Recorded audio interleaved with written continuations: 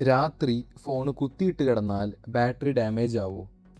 നമ്മളെല്ലാവരും ചിന്തിക്കുന്ന ഒരു കാര്യമാണിത്. നമ്മുടെ ഫോണിലുള്ളത് ലിഥിയം അയൺ ബാറ്ററിയാണ്. നമ്മുടെ ഫോൺ 100% ചാർജ് ആയി കഴിഞ്ഞാൽ അത് ഓട്ടോമാറ്റിക്കായിട്ട് സ്റ്റോപ്പ് ആവും. കുറച്ച് കഴിയുമ്പോൾ അതിൻ്റെ ചാർജ് ഓട്ടോമാറ്റിക്കായിട്ട് ഇറങ്ങാൻ തുടങ്ങും. അത് ആദ്യം 100%ന്ന് 99% ആവും. പിന്നെ വീണ്ടും 99%ന്ന് 100% ആവും. ഇതിനെ നമ്മൾ ട്രിക്കിൾ ചാർജിങ് അല്ലെങ്കിൽ ടോപ്പ് അപ്പ് ചാർജിങ് എന്ന് പറയുന്നു. പക്ഷേ പ്രശ്നം എവിടെയാണെന്ന് വെച്ചാൽ ഹീറ്റാണ്.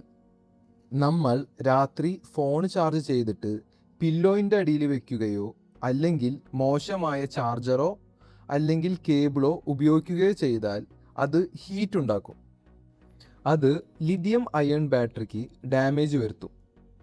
ഓവർ ടൈം ബാറ്ററി ഹെൽത്ത് റെഡ്യൂസും ചെയ്യും.